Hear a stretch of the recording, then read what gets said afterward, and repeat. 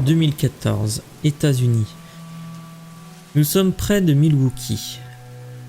La police découvre le corps d'une jeune fille poignardée de plusieurs coups de couteau et encore en vie.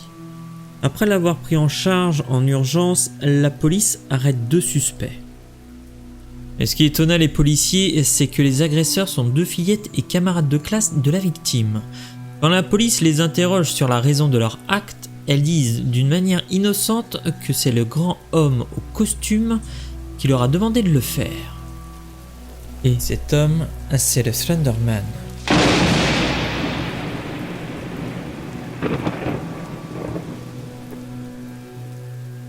Avec sa silhouette élancée, son costume 3 pièces et son visage fantomatique, le Slender Man a hanté la nuit de milliers d'adolescents à travers le monde. Personnage énigmatique au passé mystérieux, l'homme imaginaire a fait sensation aux États-Unis lorsqu'il a été cité dans une étrange enquête, où 2 jeunes fillettes se sont mis à poignarder une de leurs camarades sous l'ordre d'un mystérieux Slender Man. Né en juin 2009 sur le forum américain populaire Something Awful, le personnage de Slender Man fait sa première apparition lors d'un concours de retouches photo lancé par les membres du site. L'objectif est très simple, il suffit de retoucher des images réelles à l'aide de Photoshop pour y ajouter des phénomènes paranormaux, inquiétants et inexpliqués qui puissent paraître vrais.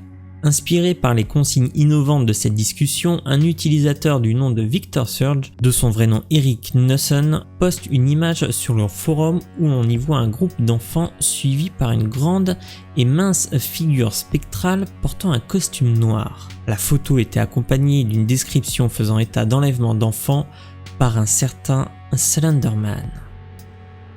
Il n'en aura pas fallu beaucoup plus pour que de nouveaux faux témoignages, documents et photos se multiplient pour prouver la prétendue existence du monstre. La légende du Slender Man était née. Elle relate que le monstre hypnotiserait ses victimes, principalement des enfants, et les transformerait en disciples meurtriers. Au fil des jours, d'autres participants s'emparent du mythe et continuent de l'alimenter en y ajoutant de nouveaux éléments troublants et cohérents au mythe d'origine de Victor Surge.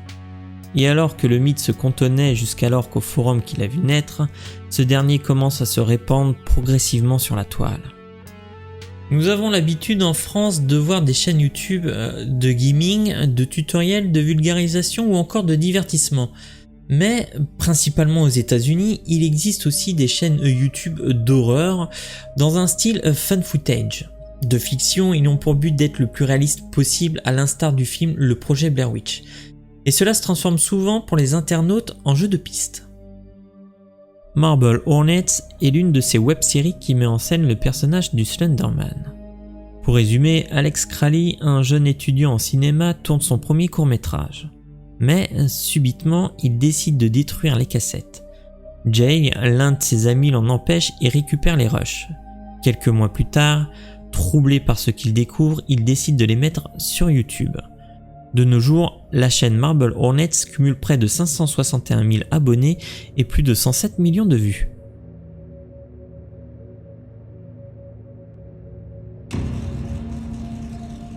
Mais la fascination du public pour l'entité ne s'arrêtera pas là. Plusieurs jeux vidéo et produits dérivés vont faire leur apparition en s'inspirant du célèbre monstre. C'est ainsi qu'en 2012, Slender Man a été adapté dans un jeu vidéo intitulé Slender the Hate Page. Et il faut croire que le jeu a fait un vrai carton. Au cours de son premier mois de vente, le jeu a été téléchargé plus de 2 millions de fois. Et le succès en appelant le succès, plusieurs variantes populaires du jeu ont suivi, y compris Slenderman Shadow et Slenderman pour iOS, qui est devenu le 2e téléchargement d'application le plus populaire.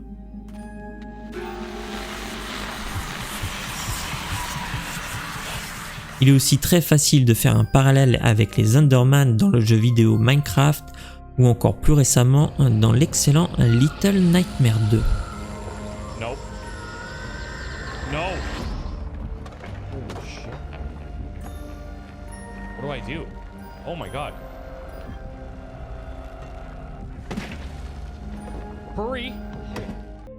Comme je l'ai déjà mentionné en intro de cet épisode, une histoire réelle, celle-là est bien plus glauque, vient donner des sueurs froides aux parents de Wisconsin.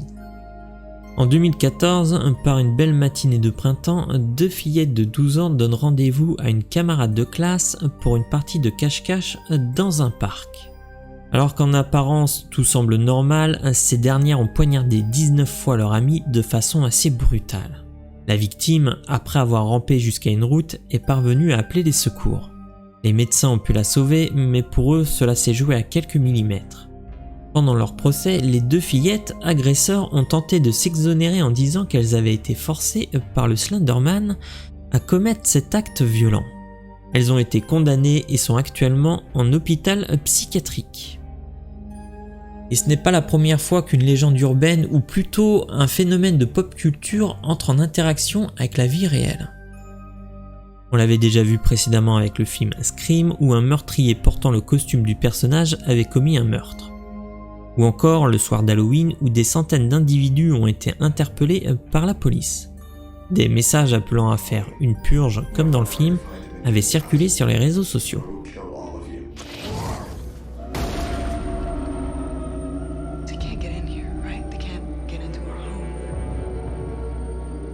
9 randonneurs retrouvés morts dans des circonstances énigmatiques. C'est l'étrange histoire de l'affaire du col Dyatlov que vous pouvez retrouver en cliquant juste ici. Vous pouvez aussi vous abonner si ce n'est pas fait. Quant à moi, je vous dis à très bientôt pour une nouvelle étrange histoire.